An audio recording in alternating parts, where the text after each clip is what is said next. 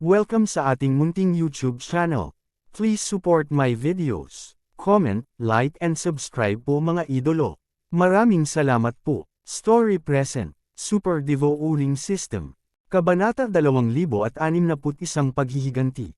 Kasabay ng heads up, ang buong mundo ay ipinagbabawal, at ang dalawa ang magpapasya ng tagumpay o pagkatalo sa larangan ng God of War.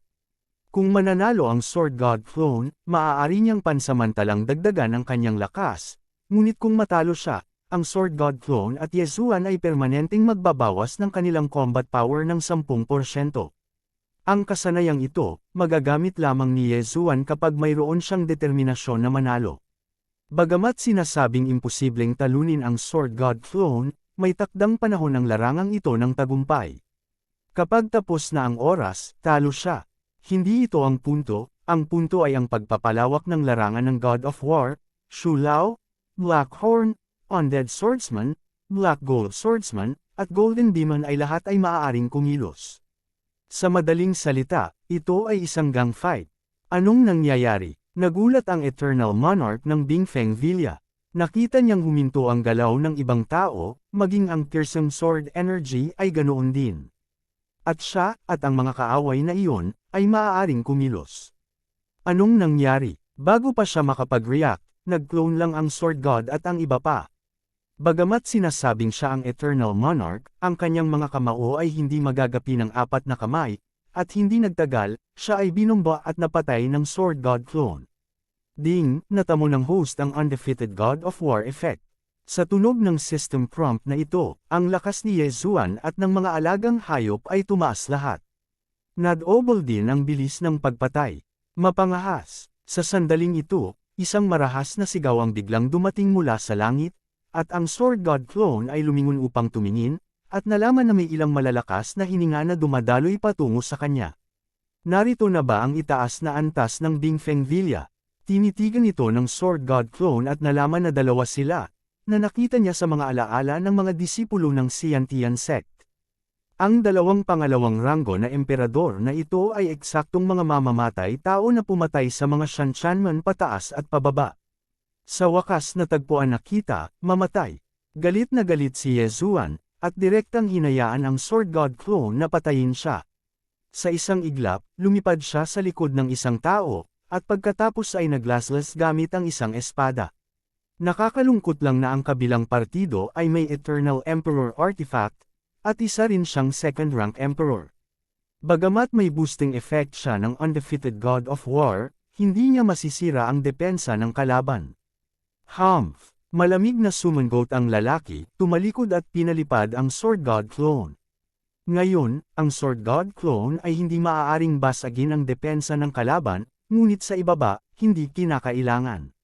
Sa oras na ito, ilang unang ranggo na emperador ang bumagsak, at pagkatapos ay nakuha ni Yezuan ang kanilang walang hanggang Destiny Stone. Pagkatapos lunukan, ito ay isang pambihirang tagumpay. Ding, ang host ay gumawa ng isang pambihirang tagumpay, at sa kasalukuyan ay ang ika-8 ranggo na emperador. Sa sandaling masira ang kaharian, ang lakas ay lumundag. Ngayon na si Yezuan ay 3 kaharian na lang ang layo sa kalaban, dapat na niya itong takutin. Mamatay. Nang makitang hindi siya nasaktan, ang pangalawang ranggo na Eternal Emperor ay muling naglaslas ng espada, ngunit bago pa man masira ang sword shi sa hangin, ang Eternal Emperor tool sa kanyang kamay ay biglang pumutok. Ang pagsabog ng espada, bang! Ang Eternal Emperor tool na ito ay sumabog, naging hindi mabilang na mga fragment, at direktang binaril ang mas mahihinang mga emperador sa ibaba. Appetizer lang ito, hayaan mong lumakas ang bagyo. Namilog ang mga mata ni Yezuan. Sa susunod na sandali, ang mga artifact ng imperial na iyon at ang mga eternal na artifact ng imperial ay sumabog lahat, at kumalat ang tunog ng pagsira sa hangin. Sa isang iglap, halos patay na ang mga tao sa Bingfeng Villa sa ibaba. Kasabay nito, sa grupo ng mga tao sa himpapawid, tanging ang mahabang espada na nasa kamay ng may-ari ng Bingfeng Villa ang buo pa rin. Pagkatapos ng lahat, ito ang kayamanan ng Bingfeng Villa. Bastard, kailangan kitang patayin. Galit na galit si Bingfeng Villa. Sa suntok lang ngayon, pinatay ni Bingfeng Villa ang ilang first-rank Eternal Emperors. Kung tungkol sa antas ng emperador, mayroon ng hindi mabilang. Sa kanyang kaharian, madaling buhayin ang mga taong iyon sa antas ng emperador. Gayunpaman, upang mabuhay muli ang isang tao sa antas ng Eternal Monarch, kahit na siya ay kailangang magbayad ng malaking halaga. Haha, patayin mo ako kung may lakas ka ng loob. 3 beses na tumawa si Yesuan at direktang lumipad sa likod ng pangalawang ranggo na walang hanggang emperador. Bitik, isang malutong na tunog ang kumalat. Ang mahabang espada ng antas ng walang hanggang emperador ay bumukas, tumagos sa sandata ng labanan ng parehong antas ng walang hanggang emperador, at ngayon ay idinagdag ni Yesuan ang espadang ito upang tuluyang masira ang depensa ng kalaban. Hindi maganda, malaki ang pagbabago sa mukha ng walang hanggang emperador na ito sa pangalawang ranggo, at mabilis siyang umatras. Kasabay nito, ang dalawang nakapalibot na pangalawang ranggo na walang hanggang emperador at ang may-ari ng Bingfeng Villa ay sabay ding bumaril, sinusubukang pigilan ang pag-atake ni Yesuan. Nakakalungkot na ang paraan ng pag-atake ni Yesuan ay talagang mahirap bantayan. Tumawag ka, ang figure ng Sword God clone ay nawala, at pagkatapos ay lumitaw sa likod ng pangalawang ranggo na walang hanggang emperador. Isang espada ang tumakas, at ang ulo nitong pangalawang ranggo na walang hanggang emperador ay itinapon. Mamatay, ang isang pangalawang ranggo na walang hanggang emperador ay napakahalaga sa Bingfeng Villa, at mayroon lamang 3 sa buong villa. Ngayon, isa ang patay. Maging ang Bingfeng Villa, ang powerhouse ng 3rd rank Eternal Monarch, hindi sapat ang destiny level para muling mabuhay. Bago pa makapag-react ang lahat, ang Sword God clone ay kumislap sa likod ng isa pang tao at muling bumaril. Mag-ingat ka, sa mga aral na natutunan, ang taong ito ay mas matalino kaysa sa patay, at mabilis siyang tumalikod at nilaslas ang Sword God clone. Isa rin itong biro, 3 pangalawang ranggo na walang hanggang emperador, isang pangatlong ranggo na walang hanggang emperador, at kahit isang ikawalong ranggo na emperador. Kung ito ay ikalat, tiyak na matatawa ito. Gayunpaman, ikalat ito, dahil sa oras na kumalat ang bagay na ito, hindi na umiiral ang Bingfeng Villa. Ang Sword God clone ay naantala sa gilid na ito, habang sa kabilang panig, si Shulao, Black Horn, Black Gold Sword Attendant, Undead Sword Attendant, at Golden Demon ay galit na pumapatay.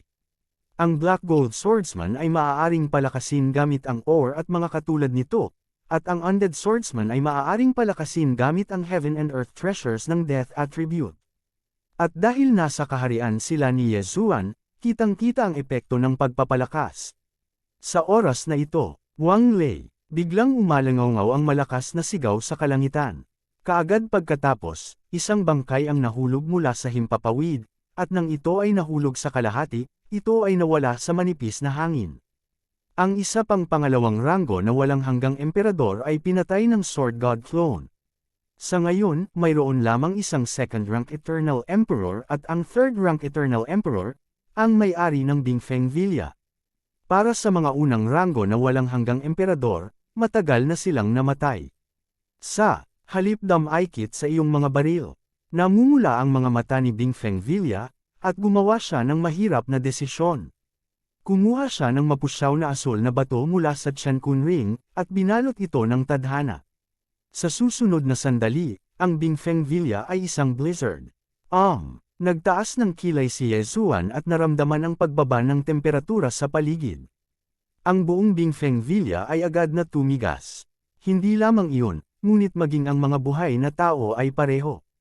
Para saan ito? Medyo nalilito si Yesuan sa sitwasyon, lumingon ang kanyang ulo at nalaman na ang natitirang pangalawang gradong Eternal Emperor at ang may-ari ng Bingfeng Villa ay naging isang ice sculpture din.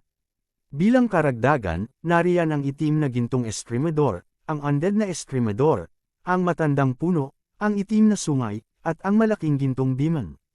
Maliban sa Sword God clone, ang lahat ay nagyelo. Kabanata 2062 ang kapangyarihan ng yelo at nyebe na banal na bato. Sa ngayon, hinayaan lang ni Yesuan na subukan ito ng Sword God na mag-clone, at nalaman niyang hindi kayang basagin ng kanyang buong suntok ang Ice Crystal Layer. Bukod dito, hindi ito maaaring lunukan. Mukhang bagay na bagay ang light blue na bato. Ding, si Yanyan Kilin ay tinataka ng yelo at nyebe at hindi na mababawi.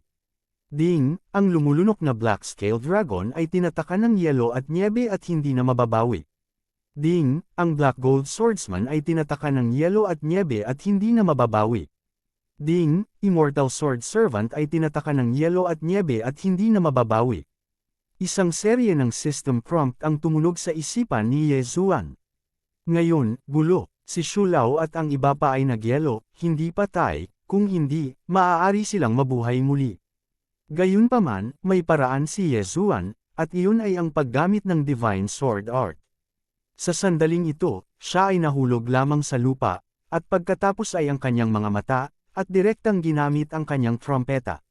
Divine Sword Art. Isang divine sword na nakakawasak sa langit ang nalaslas. Anumang bagay na madikit dito ay kalahating marupok tulad ng tofu. Unang pinugutan ng heaven-shattering divine sword na ito sina Xu Lao at He Jiao, pagkatapos ay ang Black Gold Swordsman, ang Immortal Swordsman, at panghuli ang Bingfeng Vilya Master at ang second-rank Eternal Monarch. Para sa iba, hindi nag-abala si Ye Zuan na patayin sila dahil masyadong mahina ang kanilang kaharian. Ding, ang apoy na lumulunok ng unicorn ay muling nabuhay. Ding, lamunin mo ang Black Scale Dragon at buhayin mo. Ding, ang Undead Swordsman ay muling nabuhay. Tumunog ang System Beep. Sina Xu Lao at He Jiao ay mga sandatang mahika, kaya maaari silang mabuhay muli. Ang Undead Swordsman ay may kasamang passive resurrection minsan, kaya ito ay muling isilang. Gayunpaman, ang Black Gold Swordsman ay hindi mabuti, kaya maaari lamang siyang maghintay hanggang bukas upang ipatawag siya muli. Sa ngayon, kinokolekta ni Ye Zuan ang mga samsam.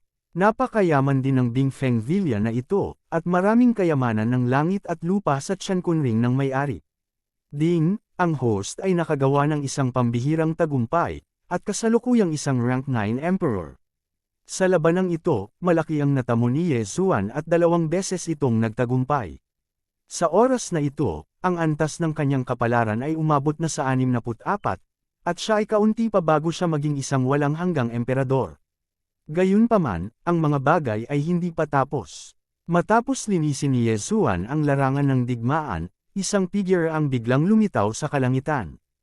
Ang hininga na ito ay mas malakas kaysa sa may-ari ng Bingfeng Vilya. Natatakot ako na umabot na ito sa ika-4 na baitang walang hanggang emperador. WHO, medyo nagulat si Ye Zuan. Hindi kaya may mga nakatagong powerhouse sa Bingfeng Vilya. Gayunpaman, maging ang 4th grade Eternal Monarch ay masyadong mabagal. Kung ngayon lang, matatakot si Ye Zuan, at natatakot ako na makakaiwas lang siya sa gilid saglit, ngunit ngayong nagpakita na siya, hindi na siya natatakot. Pagkadating ng malakas na lalaki, tumingin siya sa paligid, anong nangyayari dito? Sa kanyang harapan, mayroong isang buhay na tao sa Sword God clone, kaya natural siyang tinanong. Hindi alam, casual na sagot ni Ye Zuan. Ang pangungusap na ito ay medyo nalungkot sa bisita, ngunit hindi siya nagsasalita ng walang kaparirikan. Gamit ang isang kaway ng kanyang kamay, nilusaw niya ang ice crystal layer ng isang ice sculpture, at pagkatapos ay direktang hinanap ang kaluluwa. Sa susunod na sandali, alam na niya ang pasikot-sikot ng bagay na iyon. Ikaw ba? Ibinaling ng bisita ang kanyang atensyon kay Ye Zuan. Nakita niya mula sa alaala ng taong naghahanap ng kaluluwa na si Ye Zuan ang pumatay sa Bingfeng Vilya, at ang may-ari ng Bingfeng Vilya at iba pa ay natalo, kaya ginamit nila ang Ice and Snow Sacred Stone. Ano naman sa akin? Nagtaas ng kilay si Ye Zuan. Sino ka, naglakas loob kang patayin ang puwersa sa Ice and Snow Alliance ko? Tanong ng medyo may edad na. Ice and Snow League. Nang marinig ang pangalan, si Ye Zuan ay natigilan saglit, at pagkatapos ay mabilis na nakahanap ng bangkay upang hanapin ang kaluluwa. Ito ang Ice and Snow Mountains, at maraming puwersa sa paligid ng lugar na ito, at ang mga puwersang ito ay bumubuo ng Ice and Snow Alliance. Ang taong ito ay dapat mula sa Ice and Snow Temple, ang pinuno ng Ice and Snow Alliance. Ang hawak ng may-ari ng Bingfeng Vilya sa kanyang kamay noon ay ang banal na bato ng yelo at nyebe na pag-aari ng mga pinuno ng bawat kaakibat na puwersa. Ang bagay na ito ay karaniwang ginagamit kapag ito ay tinamaan ng isang mapangwasak na suntok. Kapag ginamit, ang lahat ay mapi-freeze, at sa pamamagitan lamang ng paggamit ng isang espesyal na paraan maaari itong ma-unsealed. Kung gusto mong lumaban, lalaban ka, bakit ang dami mong tanong? Malamig na bumantong hininga si Ye Zuan. Nililigawan mo si kamatayan. Ang nasa katanghaliang gulang na lalaki ay galit na galit at direktang pinatay si Yezuan. Biruin mo, naglakas loob ang 9th rank emperor na sabihin ito sa harap niya, nililigawan talaga nito si kamatayan. Ngunit sa susunod na sandali, alam niyang hindi nililigawan ni Yezuan si kamatayan, ngunit talagang may kakayahan.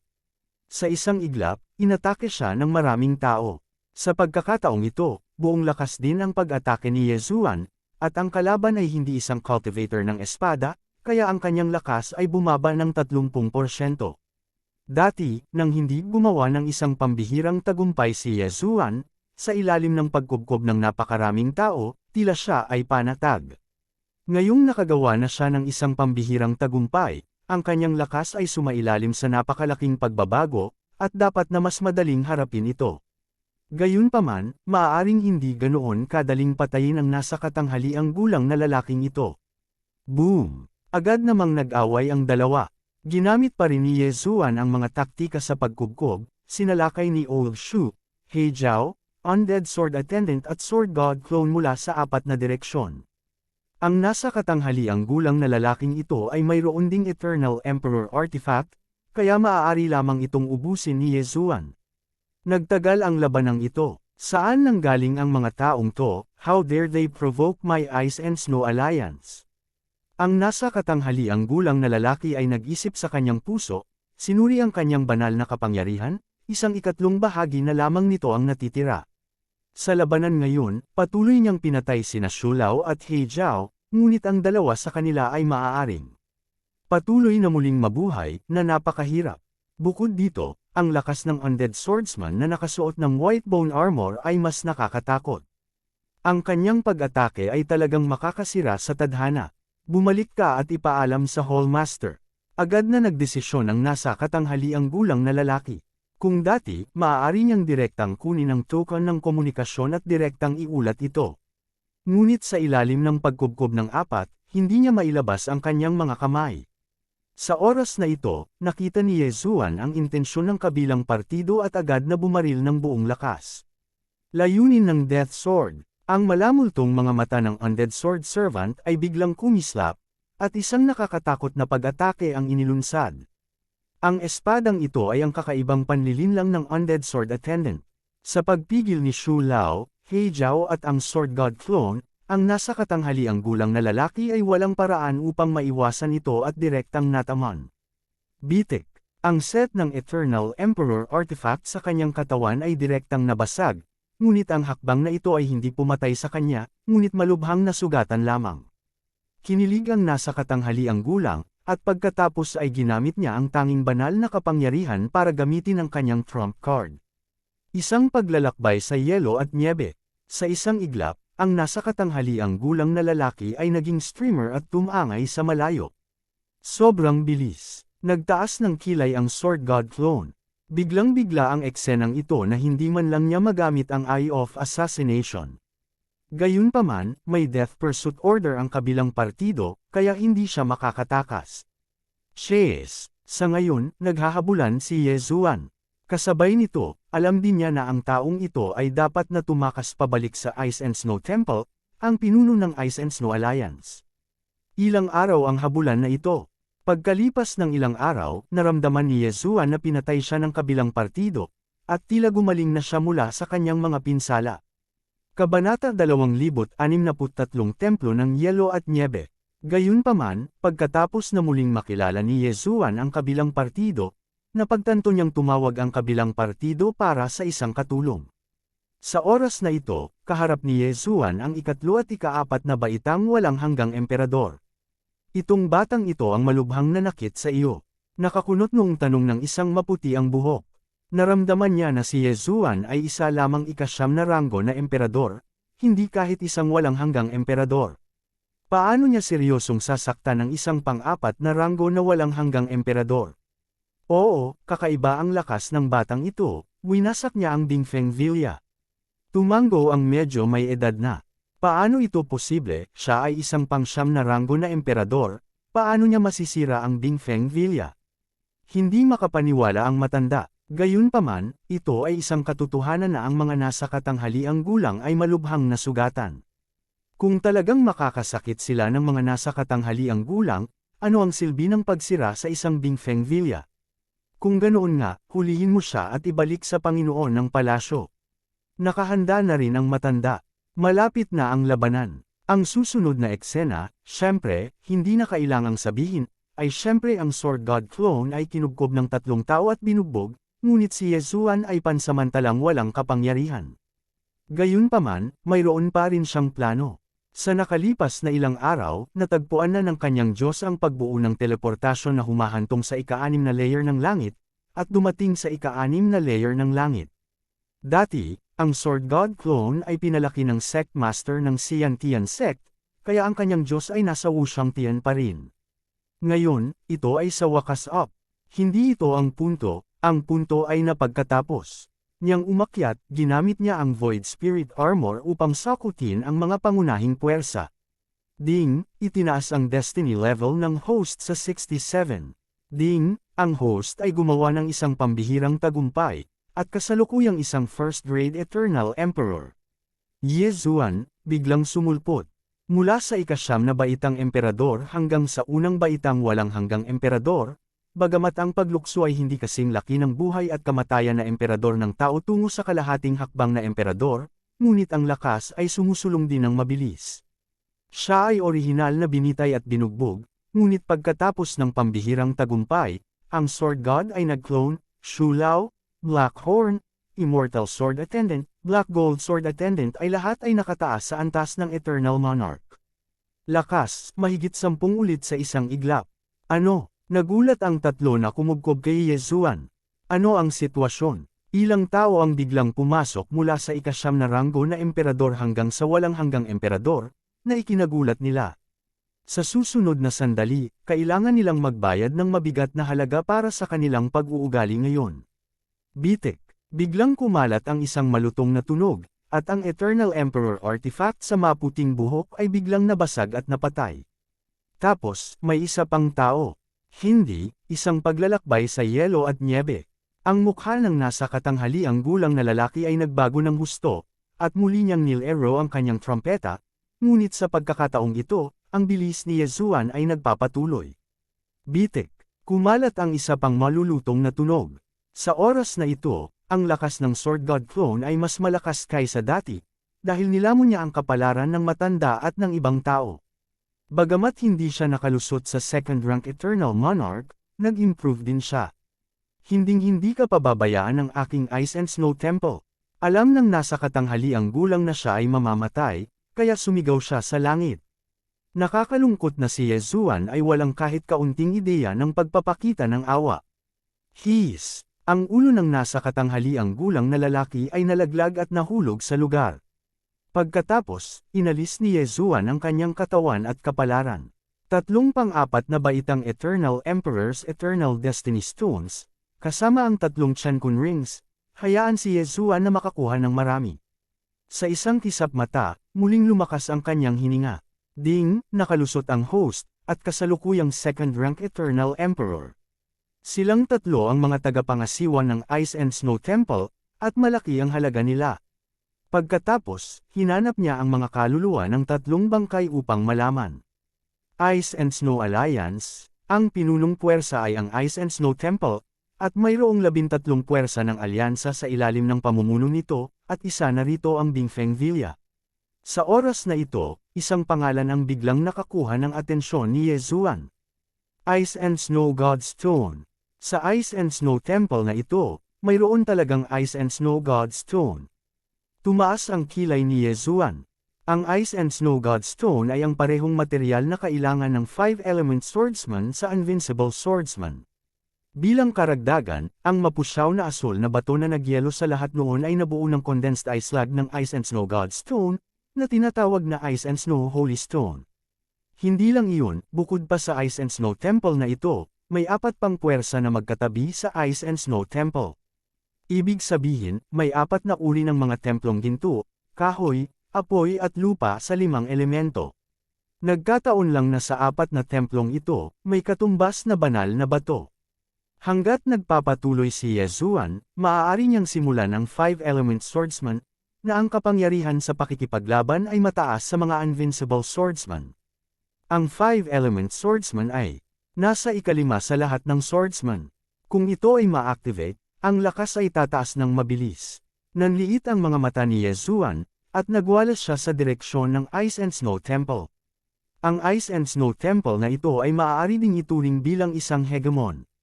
Gayunpaman, hindi na nito mapipigilan ang mga yapak ni Yezuan. Pinatay ni Yezuan ang mga tagapangasiwa ng 3 templo ng Yelo at Niebe noon.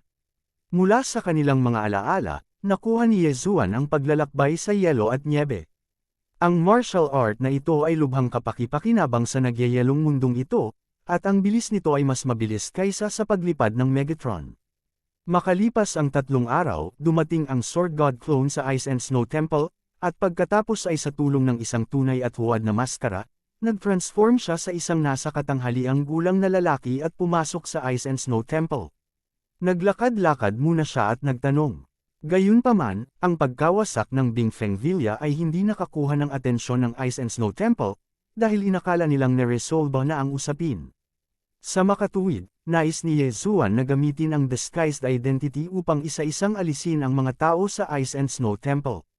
Ngunit bago iyon, may natutunan din si Yezuan. Sa nakaraang mundo, ang pagkakaroon ng kayamanan ay isang kasalanan, at sa ika-6 na langit na ito ay natural na pareho.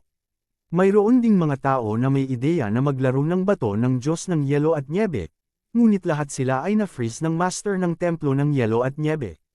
Ang mga taong ito ay hindi patay, sila ay nagyelo. 7 ikalimang baitang walang hanggang emperador, 12 ng pang-4 na baitang walang hanggang emperador. Tumaas ang kilay ni Yezuan. Ang dahilan kung bakit hindi sila pinatay ng master ng Ice and Snow Temple, ngunit inilagay sila sa gate ng Ice and Snow Temple, ay para hayaan ang iba na bigyan ng babala at huwag pukawin ng Ice and Snow Temple. Dahil ang mga taong ito ay hindi patay, ang kanilang kapalaran ay naruroon. Sa pagkakataong ito, gagamitin sila ni Yezuan. Sa oras na ito, umalis na si Yezuan sa Ice and Snow Temple at pumunta sa gate. Dati, naisip niya na ang mga ice sculpture na ito sa pintuan ay ilang mga tao na nagkamali at hinarangan ng yelo, ngunit ngayon tila sila ang gumawa ng ideya ng Yelo at Niebe. 57 ice sculpture, nandito lahat. Bahagyang kumaibot ang mga sulok ng bibig ni Yezuan. Sa 57 ice sculpture, mayroong 7 ice sculpture na siyang mga powerhouse ng 5th grade Eternal Emperor. Kung madadagdagan pa ang iba, sapat na para makalusot siya muli. Dahil marami na siyang nakuhang magagandang bagay noon, nagamit na ang Divine Sword Art. Nakahanap ng posisyon ang Sword God clone, at pagkatapos ay biglang ginamit ang kanyang whole card. Divine Sword Art, isang mapa ni Langit na Divine Sword ang biglang lumitaw at nilaslas. Ang mapa ni Langit na Divine Sword, tulad ng pagputol ng tofu, ay pinutol sa kalahati ang lahat ng mga eskulturang ito ng yelo. Ang mga taong ito ay hindi orihinal na namatay, ngunit ngayon sila ay namatay sa ilalim ng mapa ni Langit na Divine Sword. Kabanata 2064 na Ice and Snow God Stone. Sa susunod na sandali, iniligpit ni Yezuan ang mga bangkay ng lahat, at syempre, ang pinakamahalagang Eternal Destiny Stone. Ding, ang host ay gumawa ng isang pambihirang tagumpay, at sa kasalukuyan ay ang 3 ranggo na walang hanggang emperador. Muling bumagsak ang kaharian ni Yezuan. Kanina lang gusto rin niyang gumamit ng disguise para isa-isang i-print ang mga tao sa Ice and Snow Temple, pero ngayon ay parang hindi na kailangan. Ang mutation dito ay nakatawag din ng atensyon sa loob ng Ice and Snow Temple. Kaagad, iniulat ng mga bystanders ang insidente. Sa susunod na sandali, ang mga matataas na gusali ng Ice and Snow Temple ay ipinadala lahat. Ang nangunguna ay ang Palace Master of the Ice and Snow Temple. Isang pang-6 na ranggo na walang hanggang emperador, 5 ikalimang ranggo na walang hanggang emperador, at higit sa 10 pang-4 na ranggo na walang hanggang emperador. Nakakaloka na ang labanang ito. Nakatayo si Yezuan sa tarangkahan ng Ice and Snow Temple, na may bahid ng dugo na kristal na yelo sa kanyang paanan, at tahimik niyang pinagmamasdan ito. Sa sandaling lumitaw ang matataas na opisyal ng Ice and Snow Temple, pinalibutan nila si Yezuan. Yang Shuo, anong ginagawa mo? Galit na sigaw ng isang elder ng Ice and Snow Temple. Ang mga ice sculpture na ito ay mga bagay na ginagamit ng Ice and Snow Temple para mabigla ang iba. Ngayong sinira na sila ng iba, hindi ba't isa itong sampal? Hindi lang iyon, ngunit ang taong sumisira sa ice sculpture ay talagang sarili niyang tao. Anong nangyari? Siyempre, ang pinakamahalagang bagay ay ang lahat ng Eternal Destiny Stone na ito ay nahulog sa mga kamay ni Yang Shuo. Isang walang hanggang Destiny Stone sa ikalimang baitang, kung ito ay ganap na pinino ng isang Eternal na Emperador sa ikaapat na baitang, sapat na upang makapasok sa ikalimang baitang walang hanggang Emperador. Sa madaling salita, ang mga Eternal Destiny Stone na iyon ay may malaking halaga. Palace Master, hindi mo kailangang umiral kung gagamitin mo ang mga ice sculpture na ito. Sabi ni Yezuan. Bakit? Kumunat ang noo ng Master ng Ice and Snow Temple at nagtanong. Kasi, mahuhulog sa kamay ko ang Yellow at Snow God na bato sa kamay mo. Mabagal na sabi ni Yezuan. Matapang. Bago niya matapos ang kanyang mga salita, pinagalitan ng isang elder si Yezuan. Sa oras na ito, si Yang Shuo, na disguise ni Yezuan, ay tapat din sa Ice and Snow Temple noon, ngunit ngayon, paano niya nasasabi ang ganoong bagay? Ngunit ang hindi nila alam ay ang Yang Shuo na ito ay disguise ni Yezuan, at maging ang mga biolohikal na magulang ni Yang Shuo ay hindi ito makilala. Yang Shuo, umaasa lang sa iyo. Ang pang-apat na baitang walang hanggang emperador, maglakas loob na pagnasaan ang bato ng Diyos ng Yelo at Nyebe. Sa oras na ito, ibinuko ng Master ng Ice and Snow Temple ang kanyang bibig. Ang kayamanan ay palaging nakukuha ng mga may kakayahan. Hall Master, mas malakas ang kakayahan ko kaysa sa iyo. Hindi ba dapat sa akin ito ibigay, kanino? Sabi ni Yezuan na may singkit na mga mata.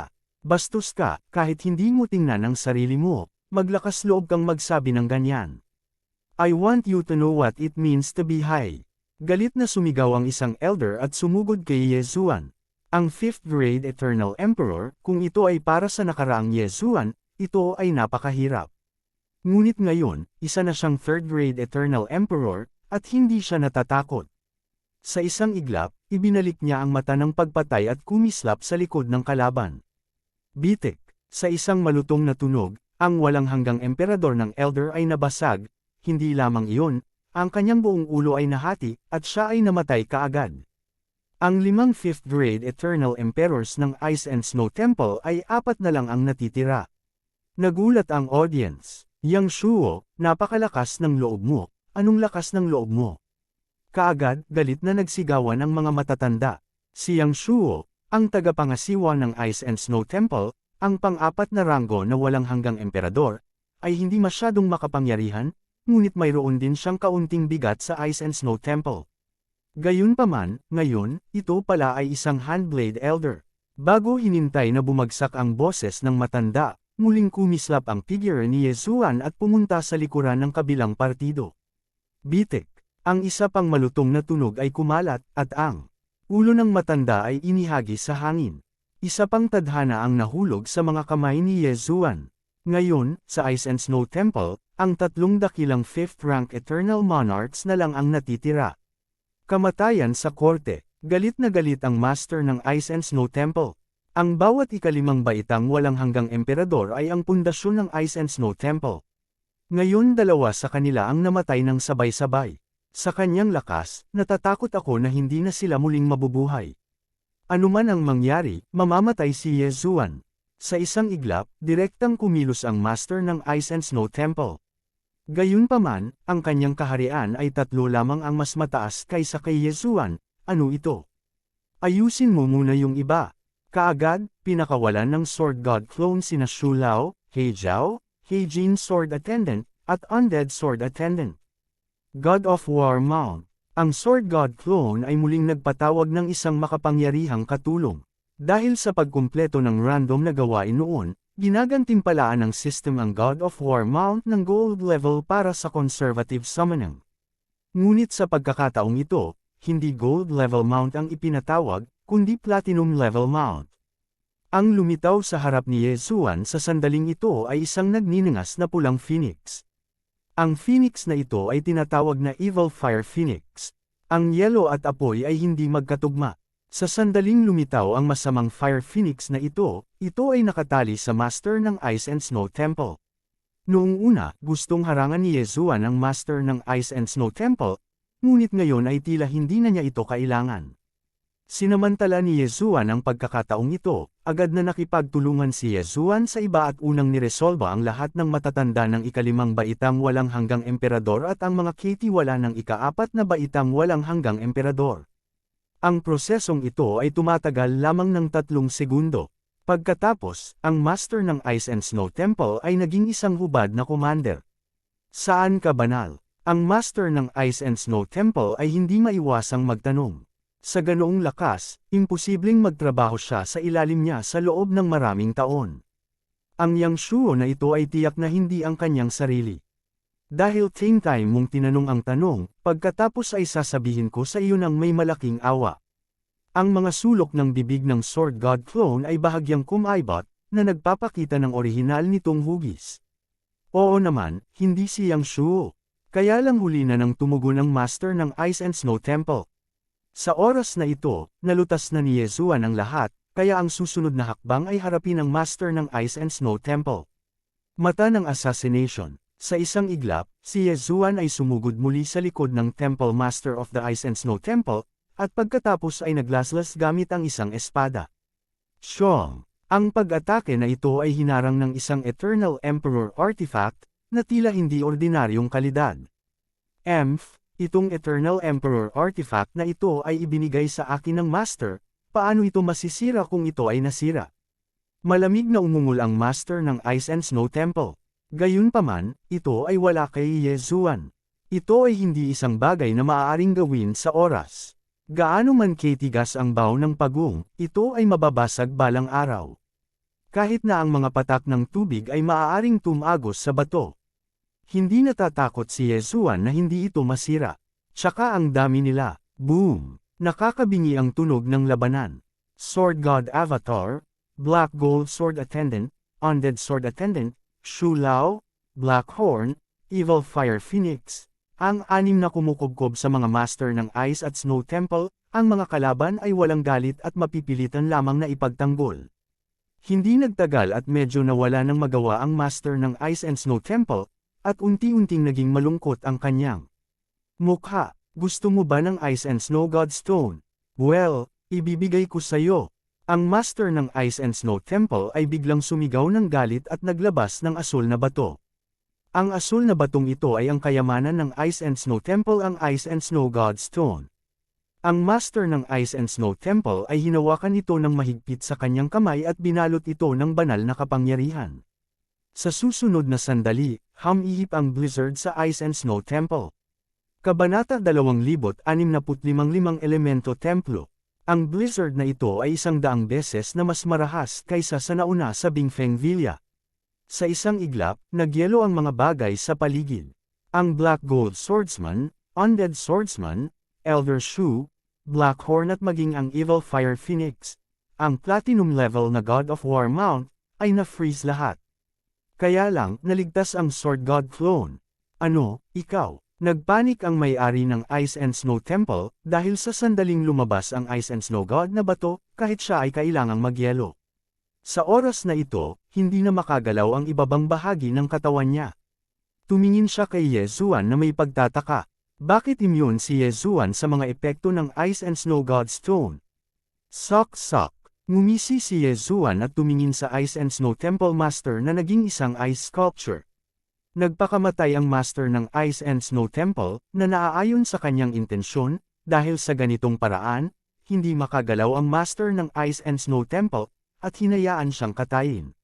Bagamat sinasabing ang Lord of the Ice and Snow Temple ay may magandang Eternal Emperor artifact, kasama ng Ice Crystal layer ng Ice and Snow God Stone, kahit na ang isang ikapitong ranggo na Eternal Emperor ay maaaring hindi ito masira.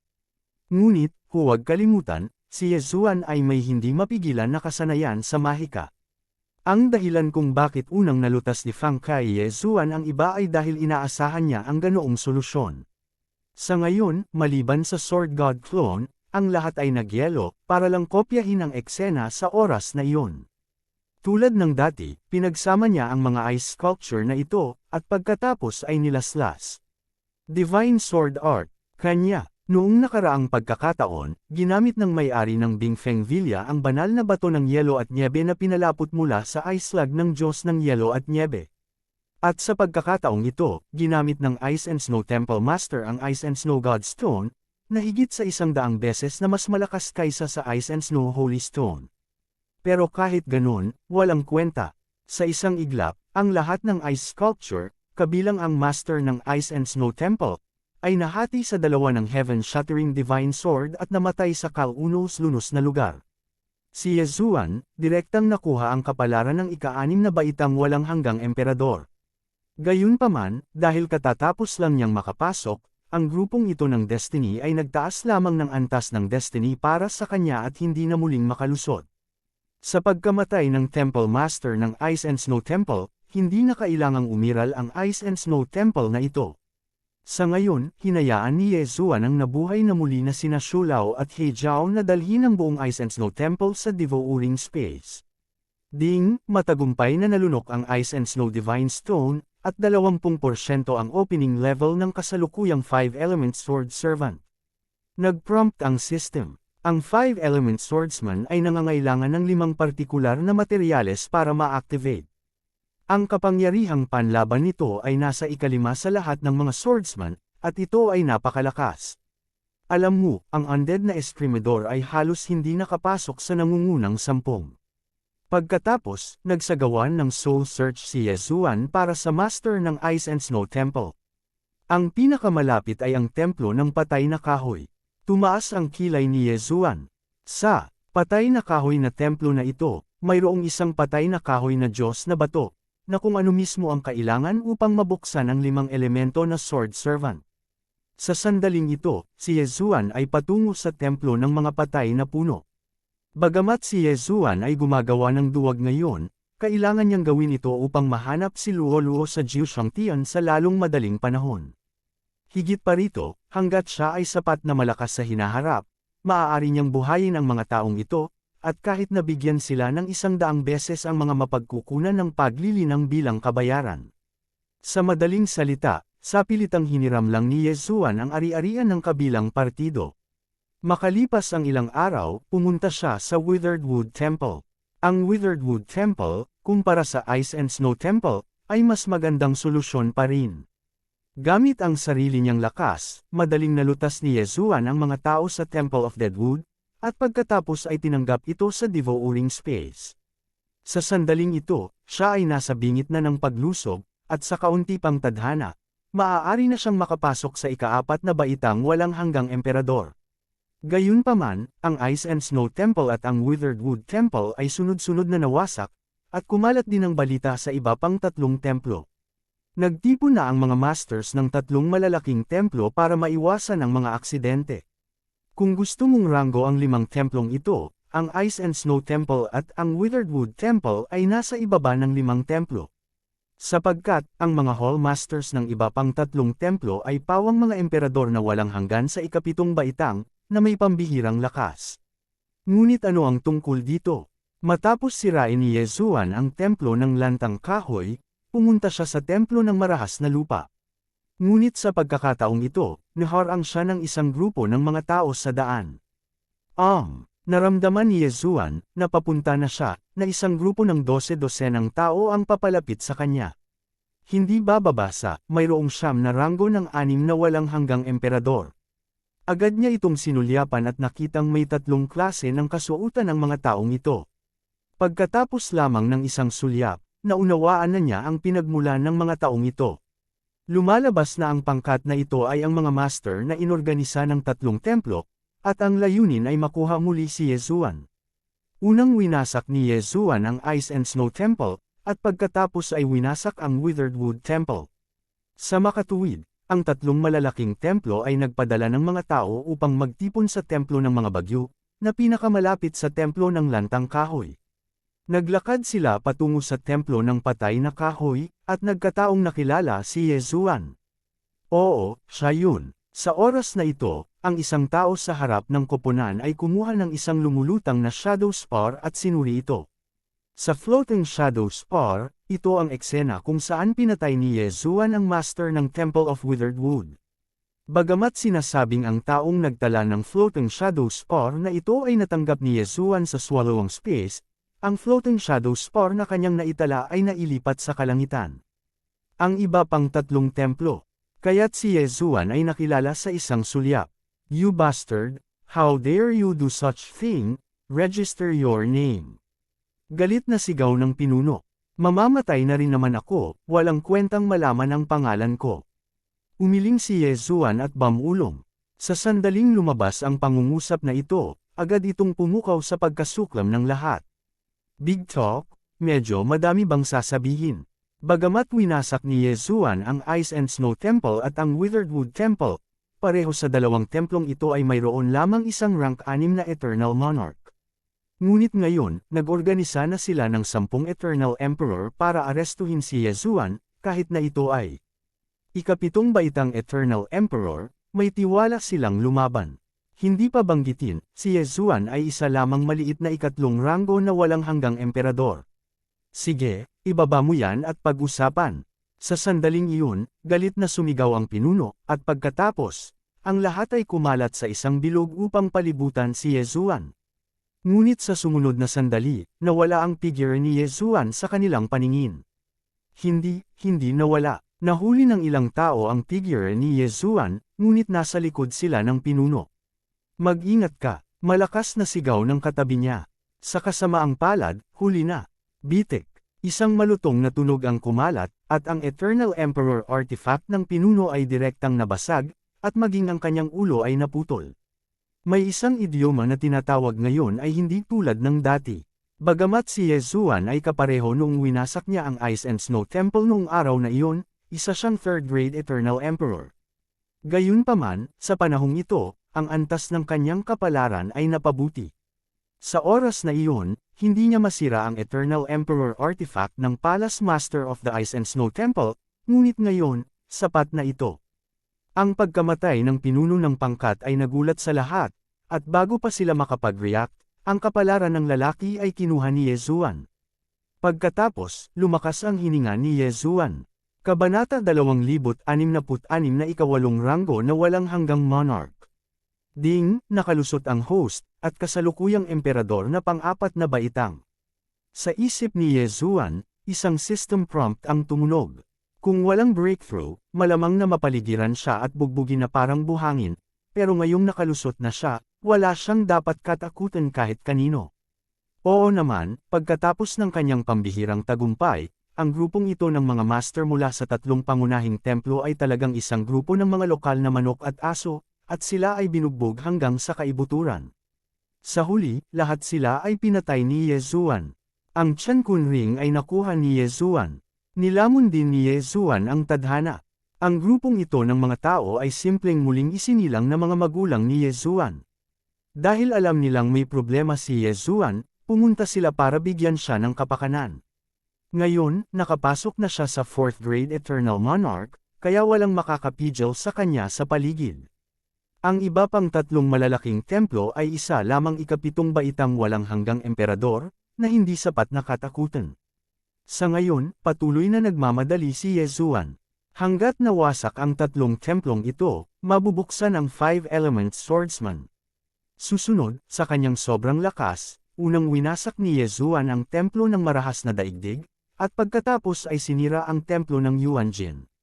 Bilang resulta, tanging ang Scarlet Flame Temple ang natitira. Sa oras na ito, nagtungo na si Yezuan sa Qian Temple. Bago yun, nakapatay siya ng 2 pang tao mula sa templo, na lubos na nagpabuti sa antas ng kanyang kapalaran. Tinataya niya na kung ang pinakamakapangyarihang Scarlet Flame Temple ay mawawasak, maaari siyang makalusot sa 5th grade Eternal Monarch. Gayunpaman, ang mga bagay ay hindi kasing simple ng iniisip niya. Ang Qian Temple, pagkatapos malaman ang balita ng pagkamatay ng iba pang 4 na templo, ay nagpaalam na sa isang malakas na tao. Pagkalipas ng ilang araw, dumating si Yezuan sa Qian Temple, ngunit sa oras na ito, napapalibutan na ang Qian Temple, at ang lahat ng mga master ay pumila ng maayos, naghihintay na dumating si Yezuan. ang master ng Qian Temple, lumabas ka at magkita tayo. Pagkarating ni Yezuan, galit siyang sumigaw. WHO. Ang mga master ng Scarlet Flame Temple ay sunod-sunod na tumingin sa paligid, ngunit walang tao. Sa oras na ito, biglang tinanggal ng Sword God Clone ng Void Spirit Armor at inihayag ang kanyang tunay na katawan. Ngayon lang nila natuklasan si Yezuan. Dumating siya. Matapos makita si Yezuan, isang tao mula sa templo ng Qian ay agad na nagulat ng bagay sa itaas. Siyempre, kahit na hindi sila magulat, nalaman na ng pinuno ng Qian Temple na, pagkatapos ng lahat, ang mga salita ni Yezuan ay halos nagpapahiwatig ng kanyang intensyon. Gayunpaman, dahil sa mabangis na reputasyon ni Yezuan, ang mga ekspertong ito sa Scarlet Flame Temple ay hindi nang ahas na kumilos ng padalos-dalos. Hindi nagtagal, lumabas ang master ng Qian Temple. Ito ay isang pulang buhok na matandang may lakas ng isang ikapitong ranggo na walang hanggang emperador, at siya ang pinakamalakas sa 5 templo. Ikaw ang Sum-Ire sa 4 pang templo. Tanong ng master ng Qian Temple na may singkit na mga mata. Hindi ito sinasadya ni Yezuan, at direktang tumango, oo, ginawa ko. Matapang ka talaga, naglakas loob kang patayin ang ilan sa mga kapatid ko. Sabi ng pinuno ng Qian Temple. Mula sa mga alaala ng mga taong iyon, malalaman na ang mga Panginoon ng 5 malalaking templong ito ay pawang mga alagad ng isang puwersa noon. Naturally, hindi ito makakalimutan ni Yezuan at nakangiting sinabi, alam ng mga may kakayahang kayamanan na kung masunurin mong ibigay ang Scarlet Flame Divine Stone, ililigtas ko ang iyong buhay. Bagamat sinabi niya iyon, hindi niya akalain na ang Panginoon ng templo ng Qian ay madaling makikipagkompromiso. Pagkatapos ng lahat, ang Qian Divine Stone ay ang kayamanan ng Qian Temple, paano niya ito ibibigay sa kanya? Isa ka talagang leon. Ang Panginoon ng Scarlet Flames Temple ay malamig na sumangot. Ngayon, nakuha mo na ang 4 na katangiang banal na bato. Kung idagdag mo ang aking banal na batong Scarlet Flames, ito ay magiging 5. Nagtataka ako, ano ang sinusubukan mong kolektahin ng 5 elementong banal na bato? What you do, you don't need to worry about it. You just need to hand it over to me. Of course, you can also choose not to, then the consequences will be the same as your other 4 brothers, sabi ni Yezuan. Ikaw lang. Galit na galit ang master ng Qian Temple, gamulong ang banal na enerhiya sa kanyang katawan, at itinaas niya ang kanyang kamay para direktang atakihin si Yezuan. Kamatayan sa korte. Nanlaki ang mga mata ni Yezuan, nawala kaagad, at lumingon sa likod ng Temple Master ng Qian Temple. Bitik. Sa isang suntok lang, ang Eternal Emperor artifact ng Lord of the Qian Temple ay nabasag ni Yezuan. Nagulat ang Temple Master ng Qian Temple. Ang kanyang lakas ay mas malakas kaysa sa iba pang 4. Si Yezuan, ang pang-4 na baitang walang hanggang emperador, ay nagawang masira ang kanyang proteksyon sa isang iglap. Masyado bang masama ang lakas na ito? Bago pa siya makapag-react, muling bumaril si Yezuan at sinira ito. Kung isa itong ordinaryong Eternal Monarch sa ikapitong baitang, natatakot ako na matagal na siyang pinatay ni Yezuan, ngunit ang master ng Scarlet Flame Temple na ito ay medyo may kakayahan pa rin, kaya nakaligtas siya. Gayunpaman, hindi siya nabuhay ng matagal, si Yezuan ay may hatol na patayin siya. Gayunpaman, sa oras na ito, tumigil ka. Biglang, isang malakas na sigaw ang bumagsak sa tainga ni Yezuan. Ibinaling niya ang kanyang ulo at nakita niyang may figure sa ere, binaril lang siya. Tumawag ka. Ang pag-atake ng taong ito ay napakabilis, at agad na nahulog sa katawan ng Sword God Clone. Matapos matamaan ng huli, lumipad ito paatras. Sa kabutihang palad, ang Sword God Clone ay may isang hindi magagapi na katawan, kung hindi, kahit ang ikapitong ranggo na walang hanggang emperador ay babagsak. Napakalakas. Nang inig si Yezuan at naramdaman ito, at nalaman na ang hininga ng taong ito ay ilang beses na mas malakas kaysa sa hininga ng master ng Qian Temple. Ika-8 ranggo na walang hanggang monarch. Nasaan ang powerhouse na ito? Hindi ito maisip ni Yezuan.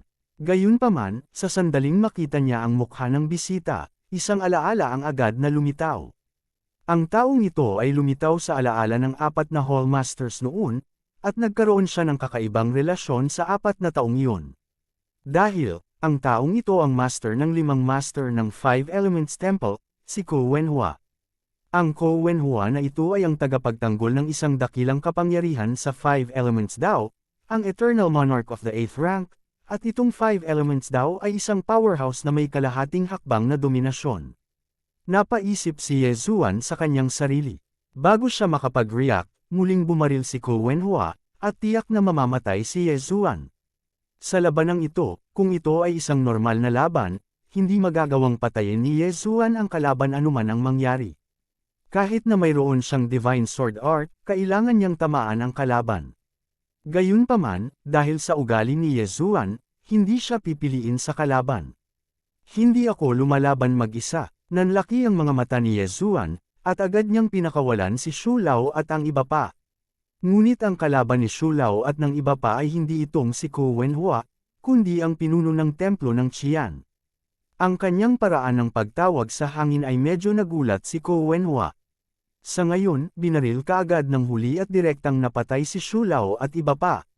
Gayunpaman, ang kanyang putok ay nagbigay kay Ye Shuang ng pagkakataon. Sa oras na ito, ginamit na ni Ye Zuan ang Eye of Assassination at kumislap sa likod ng ulo ng Qian Temple. Bitik. Ang isa pang malulutong na tunog ay kumalat, at sa pagkakataong ito, ang mga depensa ng Temple Master ng Qian Temple ay nasira lahat. Hindi maganda. Ang mga ekspresyon ni Ko Wenhua at ng Master ng Qian Temple ay lubos na nagbago, ngunit kahit na ang una ay ang ikawalong ranggo na Eternal Monarch, hindi niya mapigilan ang susunod na eksena na mangyari. Nakita ko na muling lumitaw si Xu Lao at ang iba pa, na pinatay lang ni Ko Wenhua. Kabanata 2067 5 Element Sword Attendant. Boom! Sa isang dagindong, ang Master ng Qian Temple ay pinatay, at nang ang katawan ay nahulog mula sa himpapawid, ito ay tinanggap ni Ye Zuan sa paglunok. Kasabay nito, ang Scarlet Flame Godstone na nasa kamay ng Master ng Scarlet Flame Temple ay nahulog din sa mga kamay ni Ye Zuan. Ngayon, ang 5 Elements Divine Stones ay natipon na lahat. Ding, kayang i-on ng host ang 5 Elements Swordsman, naka-on ba ito? Oo, agad namang tumugon si Ye Zuan. Ding, matagumpay na nabuksan ang 5 Elements Swordsman, at ang 5 Elements Affinity ng host ay umabot na sa pinakamataas na limitasyon.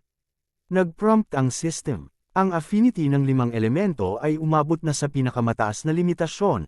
Iyon ay, ang buong halaga, na nangangahulugan na ang mga pag-atake ni Ye Zuan gamit ang 5 elemento sa hinaharap ay magkakaroon ng makabuluhang pagtaas sa kapangyarihan.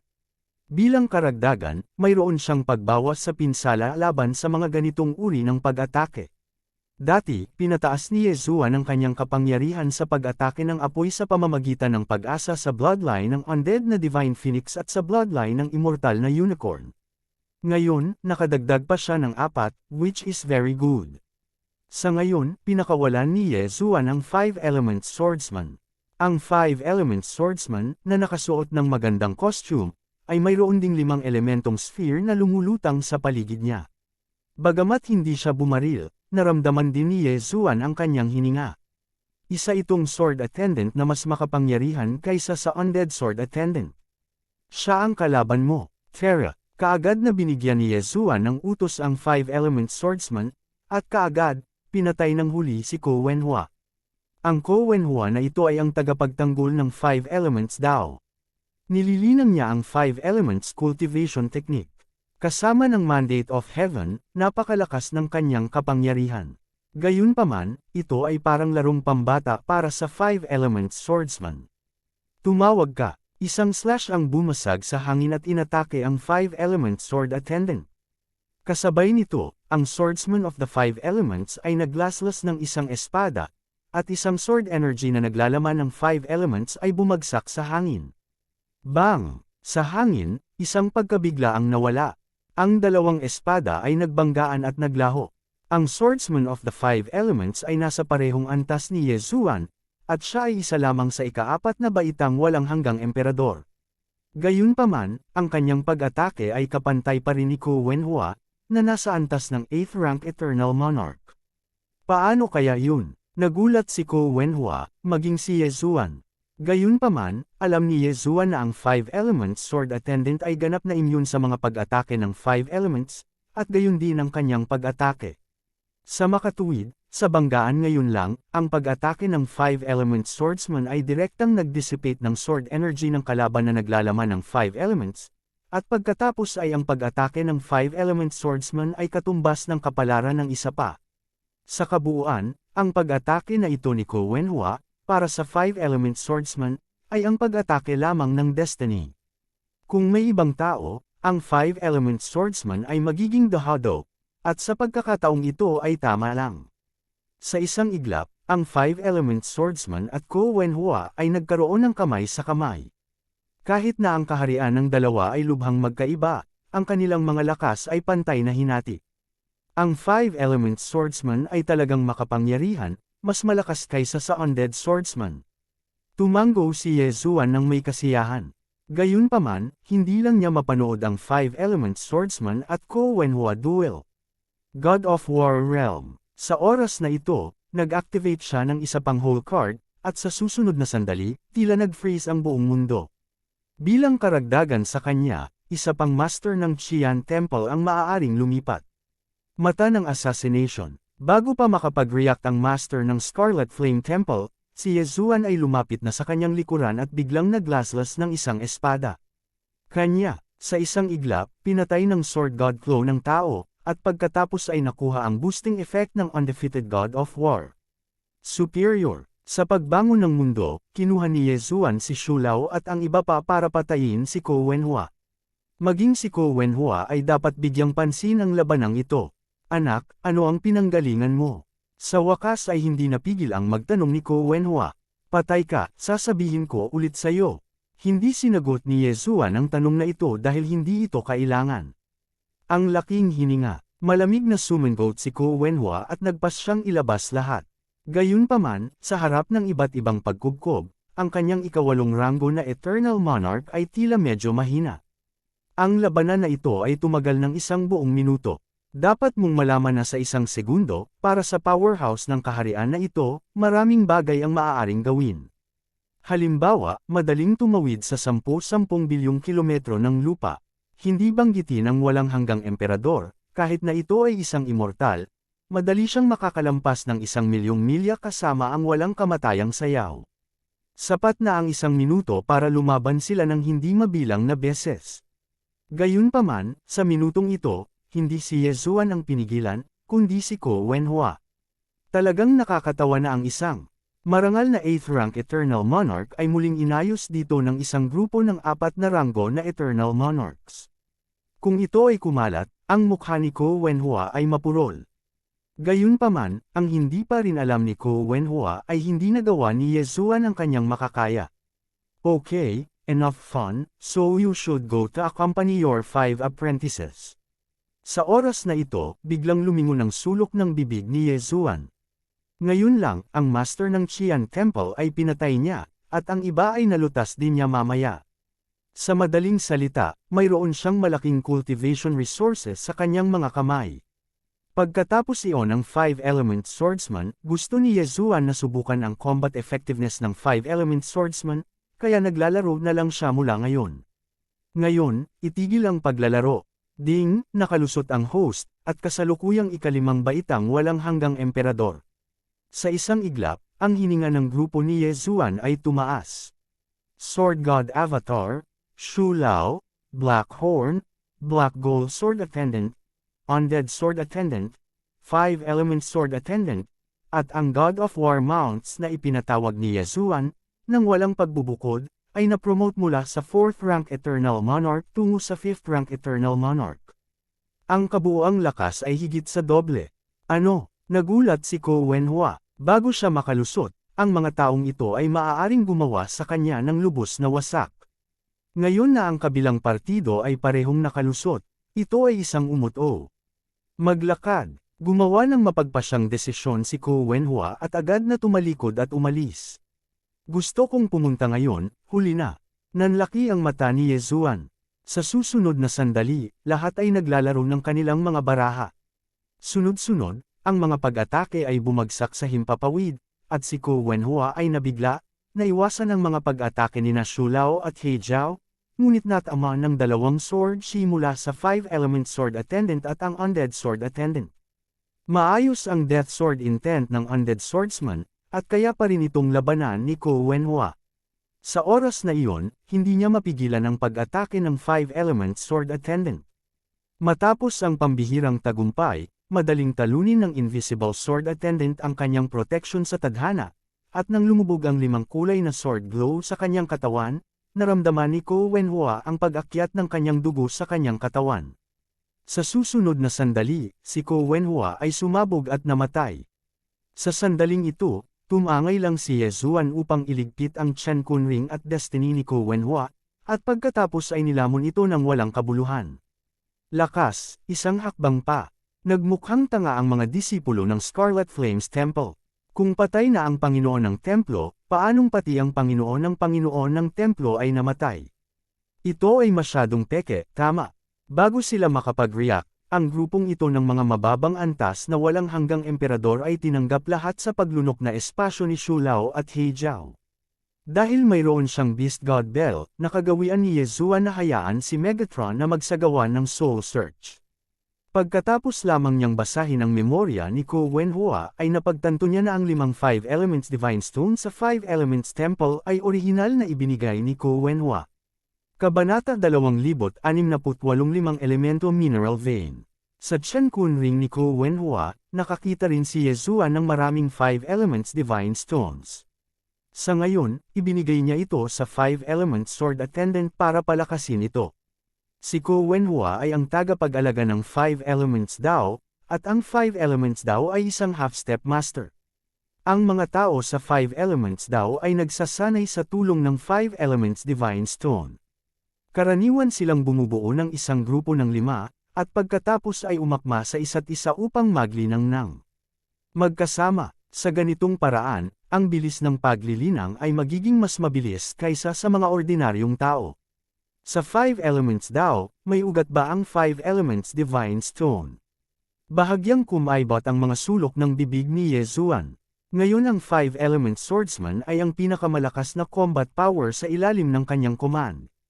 Kung maaari niyang patuloy na palakasin ito, dapat itong maging mahusay.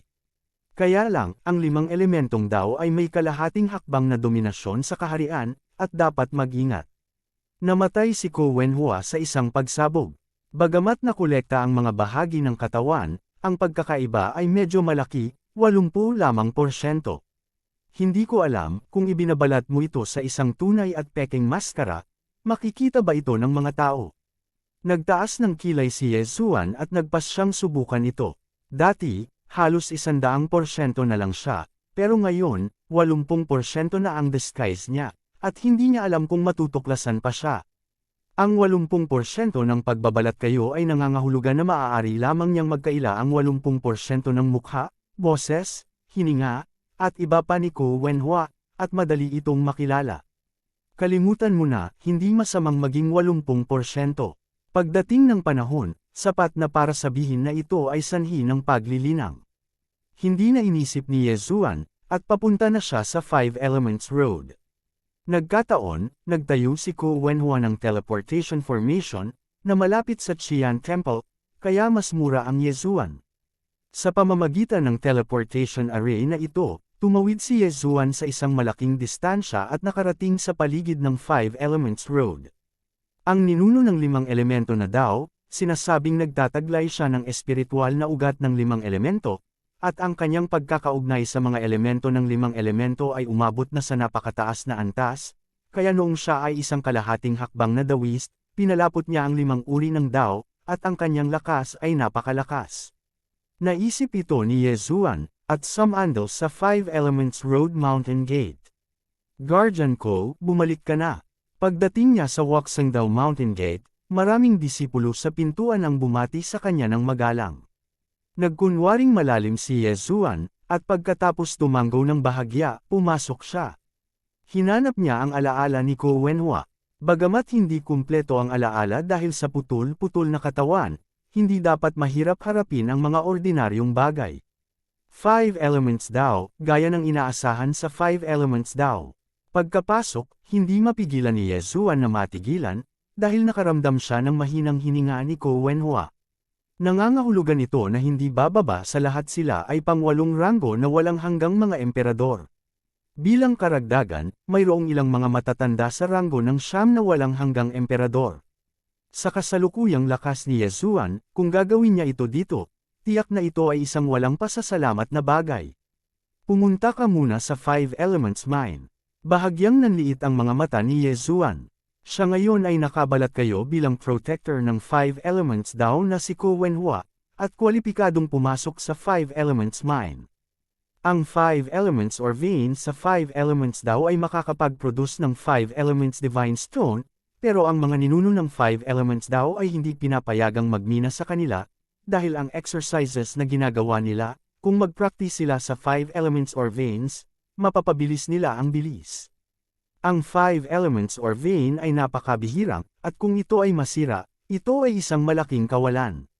Kapag bumagsak ang mga minahan ng Five Elements, ang Five Elements Road ay tinatayang natapos na, at ang susunod na kalsada ay malamang napababa. Sa bisa ng legal na pangangalaga ni Ko Wenhua, pumasok si Yesuan sa Five Elements Mine. Sa pagkakataong ito, hindi siya nang ahas na minahin ang Five Elements Divine Stone ng basta-basta, dahil ang porma sayon ay nakaayos dito, at kapag may humipo dito, isang elder ang lalabas.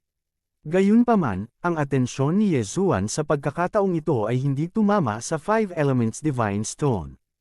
Ang target niya ay ang mga disipulo ng Five Elements daw na pumasok sa Five Elements or veins para linangin.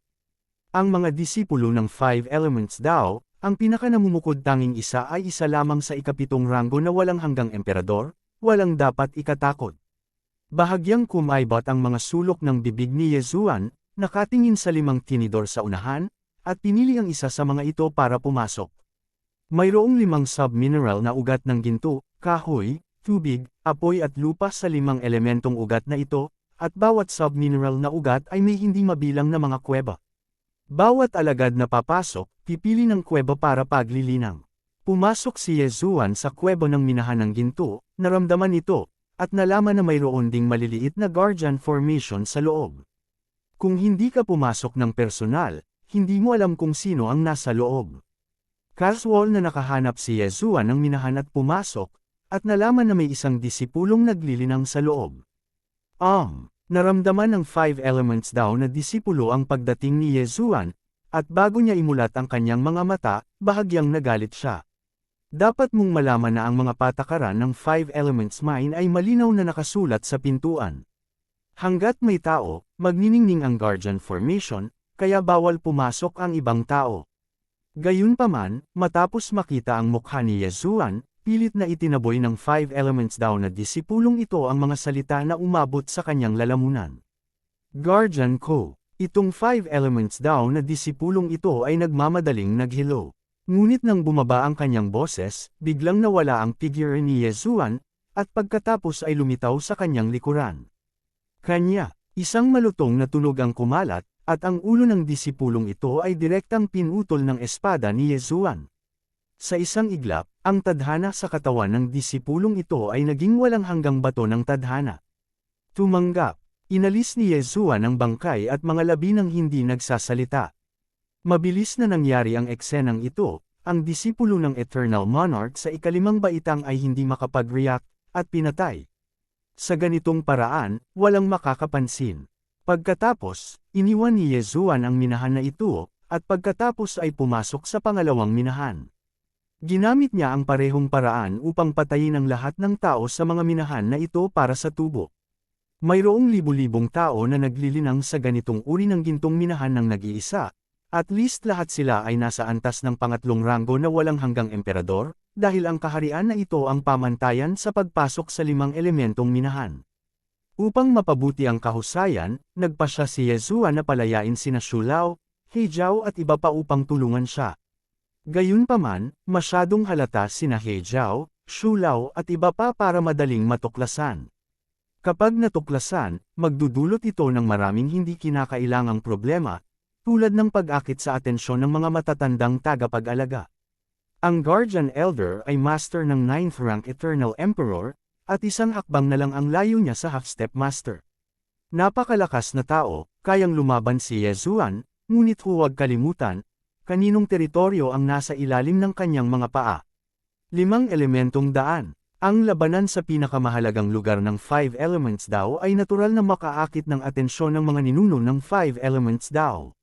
Sa oras na iyon, ang mga ninuno ng 5 elements daw, na half-step dominant, ay maaaring ipadala ng personal. Kaya, mag-ingat, si Yezuan ay kumikilos ng mag-isa. Kahit na ang kahusayan ay medyo mababa, ang kaligtasan ay napakataas. Nagbalat kayo siya ng isang tunay at peking maskara, kahit na ang ninuno ng 5 elemento na si Dao ay tumayo sa kanyang harapan, walang 100% na katiyakan na makikilala niya ito. Sa susunod na pagkakataon, si Yezuan ay nasa minahan ng ginto, nang huhuli sa mga disipulong iyon ng 5 elements Dao. Wala pang isang oras, napatay niya ang kalahati ng mga alagad sa loob. Gayunpaman, hindi siya naglakas loob na lutasin ang lahat ng ito, na tiyak na mauuwi sa paghihinala, kaya't isa-isa na lamang siyang lumapit. Kabanata 2069 na malalim na ugat. Pagkatapos, umalis si Yezuan sa Gold Element Mine, pumasok sa Wood Element Mine, at pumatay ng maraming disipulo sa parehong paraan. Napakamalas ng mga disipulong ito. Pinatay sila ng maayos nilang nilinang. Patay talaga sila. Ngunit nangako si Yezuan sa kanyang puso na siya ay bubuhayin muli sa hinaharap, at bibigyan siya ng mga kayamanan ng langit at lupa. Ang ganitong bagay ay talagang pediatric para kay Yezuan. Hindi pa banggitin ang pagpasok sa isang mas mataas na kaharian. Ang kanyang kasalukuyang ikalimang baitang walang hanggang emperador lamang ay sapat na upang muling buhayin ang isang ikatlong baitang walang hanggang emperador. Gayunpaman, ito ay makakasira sa tadhana, ngunit kung ito ay umabot sa ika-6 na baitang walang hanggang emperador, hindi ito magiging isang malaking problema. Sa oras na ito, gumala na si Yezuan sa ika-4 na kuweba ng minahan ng apoy.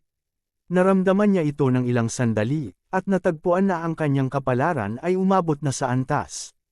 Hanggat ang mga tao sa kuweba ng minahan ng apoy ay malulutas, pagkatapos ay maaari siyang makalusot sa ika-6 na baitang walang hanggang emperador. Sa panahong iyon, sa 5 elements daw, walang magiging kalaban niya maliban sa ninuno na half-step dominant.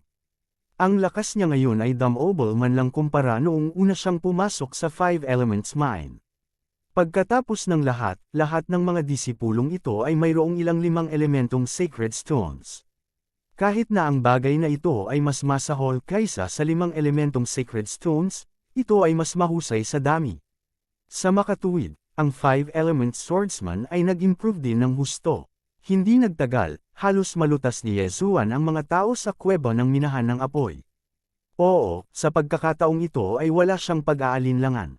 Kung tutuusin, malapit na siyang makalusot at hindi na makapagpigil. Matapos niyang patayin ang isang piling alagad ng ika-7 ranggo na walang hanggang antas ng emperador, narinig niya ang isang prompt ng system. Ding, ang host ay nakalusot, at kasalukuyang ika-6 na baitang walang hanggang emperador. Nang marinig ito, kumislap ang mga mata ni Yezuan, at ang mga sulok ng kanyang bibig ay hindi maiwasang umangat ng bahagya. Sa wakas, bumagsak. Ngayon, sa 5 elemento, sinong Eternal Monarch ang makakapigil sa kanya? Kung ganoon, hindi na niya kailangan pang magpakababa at palabasin si Shulao at ang iba pa. Ang 5 elements na minahan sa 5 elements Dao's 5 elements mine ay talagang lahat ay may mahigpit na binabantayang daanan, at mayroong isang Dharma Protector na nakaupo doon.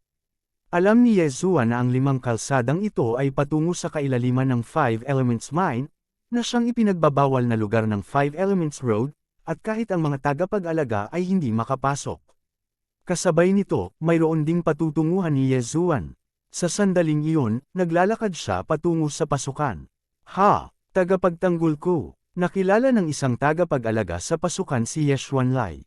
Gayunpaman, walang anumang kalokohan si Yezuan, at direktang ginamit ang Death Pursuit Order at ang mata ng assassination para atakihin ang likod ng kalaban.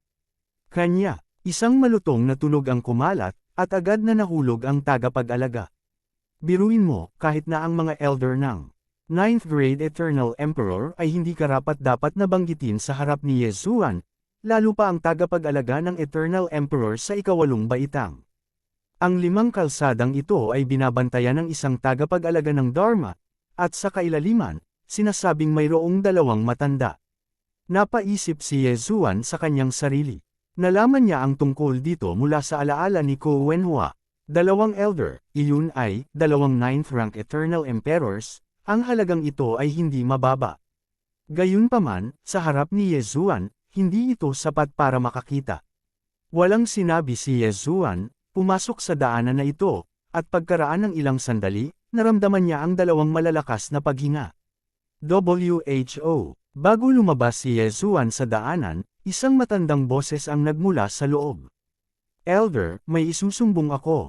Agad na sabi ni Yezuan. Pumasok ka. Nakilala ng mga tao sa loob ang boses ni Ko Wenhua.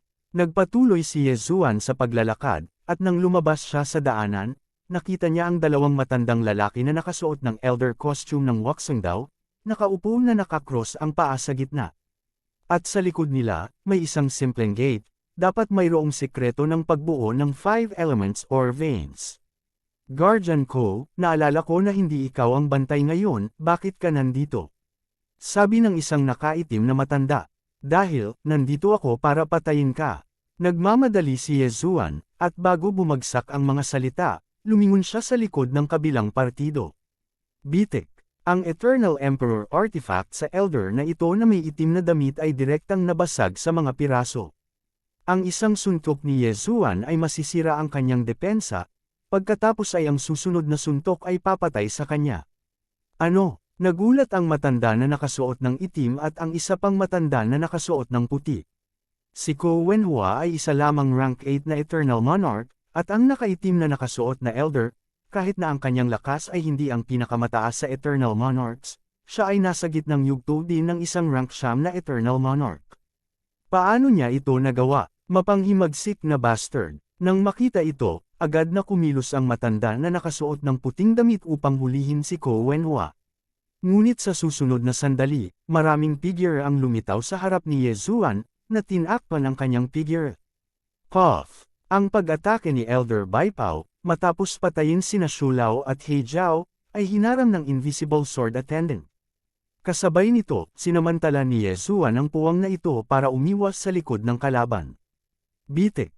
Ang matanda na nakasuot ng puting damit ay muling napatay sa pagkagulat at lumipad palabas. Bilasan mo, ipaalam mo sa ninuno. Ang matanda na nakasuot ng puting damit ay dumura ng isang subo ng dugo at sumigaw ng galit. Sayang at hindi sumagot ang naka-black robe na matanda.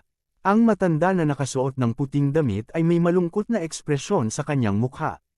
Sinulyapan niya ito at nalaman na ang nakaitim na nakasuot na elder, na ang depensa ay sinira ni Yezuan, ay tinusok na ng isang golden saber-tooth na tigre, at kaya nahulog. Dalawang mahusay na 9th rank Eternal Emperors, isang tao ang namatay kaagad at isang tao ang malubhang nasugatan. Tapos na, tila nakita ng matanda na nakasuot ng puting damit ang wakas.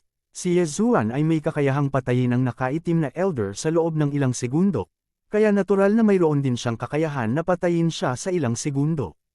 Natatakot ako na hindi siya makaligtas sa susunod na sandali. Tamang-tama, bago siya tumigil, si Yezuan, kasama ang iba pa, ay naglunsad ng mabilis na pag-atake sa kanya. Boom! Sinalakay ng mga tao at direktang pinatay ang nakasuot na puting elder ng 9 na ranggo na walang hanggang emperador. Pagkatapos, inilagay ni Yezuan ang dalawang bangkay sa bilis ng kidlat, at pagkatapos ay mabilis na lumipat sa kakaibang gate. Bagamat hindi nagtagal ang labanan ngayon, maaaring naihatid na ng dalawang matanda ang kanilang mga boses sa mga ninuno ng 5 elementong Dao. Sa makatuwid, kailangang makuha ni Yezuan ang kayamanan sa lalong madaling panahon. Ngunit pagkatapos itong pagmasdan ni Yezuan ng ilang sandali, napagtanto niya na ang pormasayo na ito ay hindi pangkaraniwan at dapat ay inayos mismo ng mga ninuno ng 5 elements Dao. Ito, hindi ako mapipigilan. Si Yezuan ay ngumiti ng may kumpiyansa, at agad na nakipagsanib puwersa sa iba upang maglunsad ng pag-atake. Gayunpaman, matapos ang mga pag-ataking ito ay bumagsak sa Guardian Formation, lahat sila ay nawala sa isang iglap. At saka, wala kahit isang tunog. Dahil dito, medyo kakaiba si Yezuan. Anong sitwasyon, bakit may sound insulation formation? Medyo nalilito si Yezuan. Sa halip na magkaroon ng ganitong masayang pag-aayos ng mga soundproofing formation, mas mainam na magkaroon ng dagdag na layer ng mga defensive formations. Gayunpaman, wala siyang pakialam at nagpatuloy sa pag-atake. Kaya lang, napakaganda ng defensive formation sa layer na ito, at sa lakas niya ngayon, hindi niya ito mababali. Mabuting tao, ang kalahating hakbang na dominasyon ay kamangha-manghang. Hindi napigilan ni Yesuan na mapabuntong hininga. Ang kalahating hakbang na dominasyon ay umabot sa isang bagong antas. Mula sa walang hanggang emperador hanggang sa half-step master, mayroon ding malaking agwat. Ang una ay hindi ang kaaway ng huli. Ang gayong malakas na tao ay nag-aayos ng isang porma sayon, at ito ay hindi isang bagay na maaaring basagin ng isang walang hanggang emperador.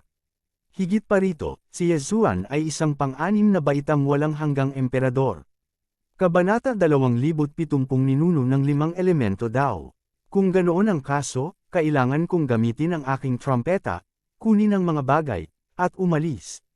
Namilog ang mga mata ni Yesuan, at napagpasyahan na niyang gamitin ang kanyang trump card. Kung makukuha niya ang kayamanan na bumubuo ng 5 elementong ore vein, maaari niya itong itanim sa lunok na espasyo, upang ang 5 elementong esprimador ay patuloy na lumakas. Banal na sword art. Walang sinabi si Yesuan, at hinampas ang kakaibang gate. Sa paglipat na ito, nahati ang buong 5 elements veins. Ang kakaibang gate na ito ay nasira bukas kasama ng defensive formation. Boom! Ang bato sa pinto ay nabasag at tumama ng husto sa lupa, na nagdulot ng hindi mabilang na usok at alikabok. Dahil nasira ang porma sayon, maaaring tumagos ang persepsyon ni Yesuan. Gayunpaman, pagkatapos niyang maramdaman ito, siya ay natakot. Sa loob, may napakalakas na aura. 9-rank Eternal Monarch. Huwag. Hindi. Ang hininga na ito ay 12-dosenang beses na mas malakas kaysa sa 9th-rank Eternal Monarch. Patriarch ng 5 elemento, halos himatayan si Yesuan. Hindi niya inaasahan na ang ninuno ng 5 elements daw, na labis niyang kinatatakutan, ay talagang nasa loob.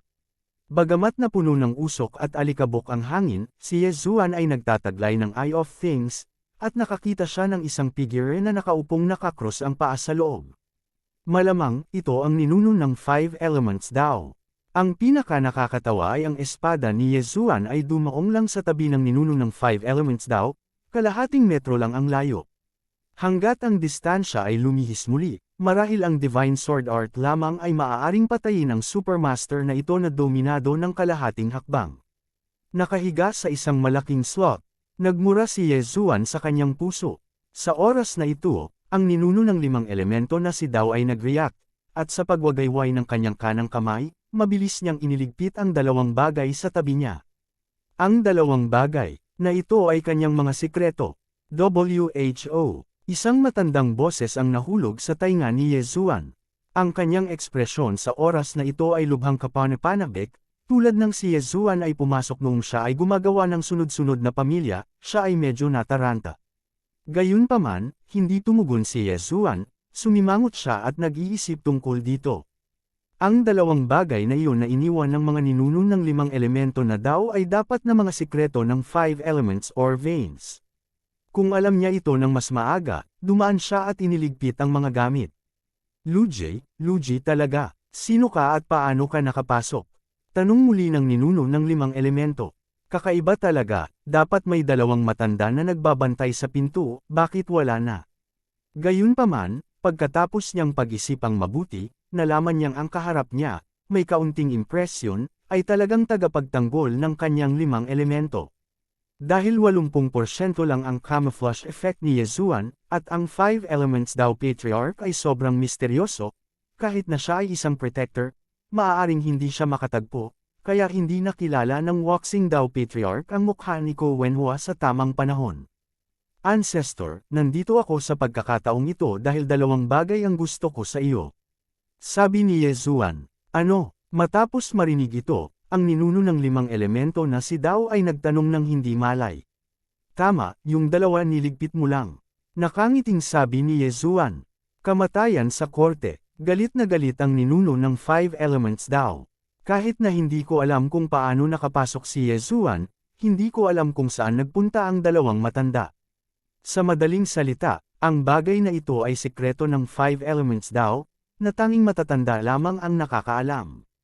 Ngayong alam na ni Yezuan, hindi na siya dapat manatiling buhay. Sa isang iglap, napatay ang ninuno ng 5 Elements Dao. Boom boom boom! Isang putok ng dagandong ang kumalat, at ang lahat ng tao sa panig ni Yezuan, maliban sa Sword God Clone, ay napawi lahat sa loob ng isang segundo.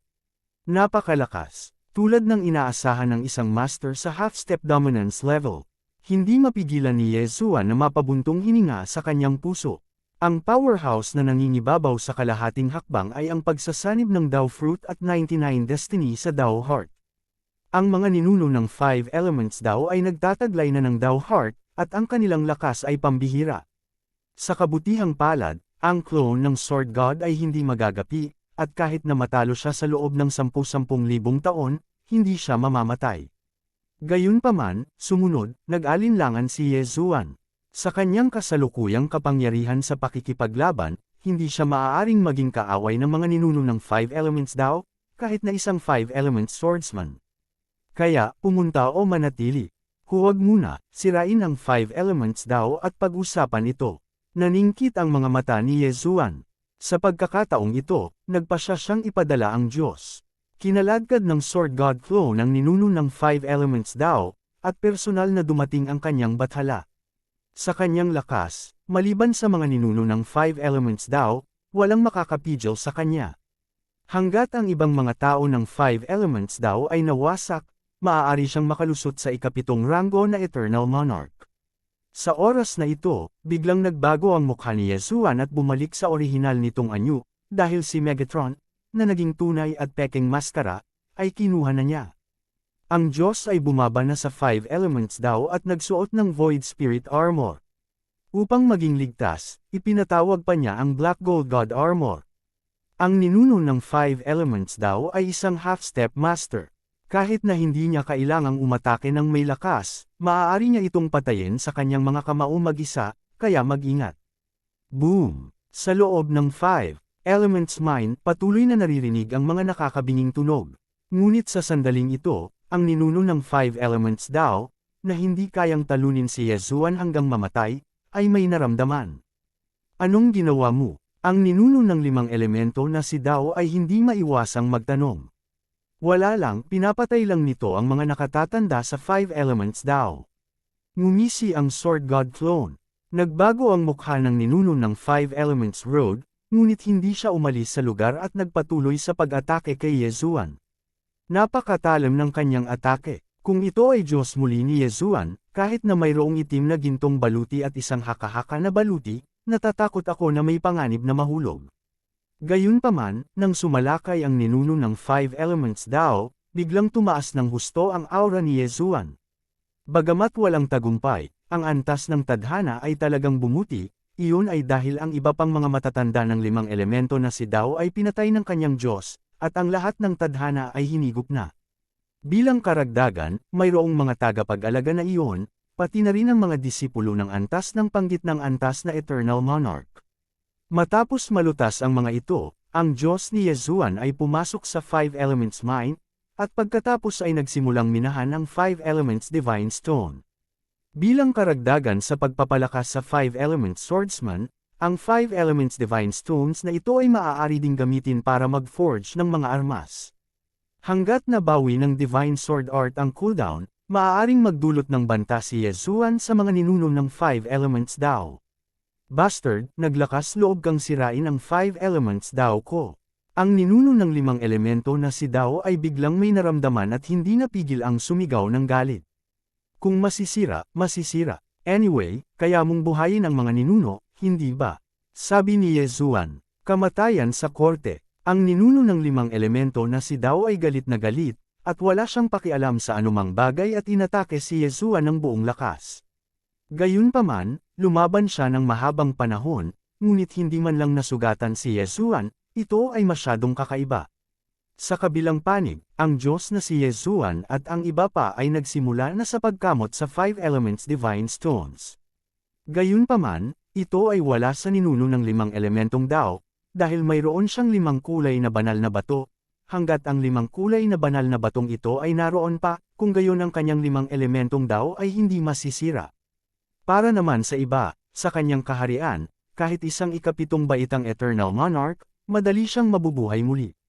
Gayunpaman, pagkatapos ng mahabang pakikipaglaban, si Yezuan ay mukhang relaxed pa rin, na nagpaisip sa kanya kung si Yezuan ay immortal.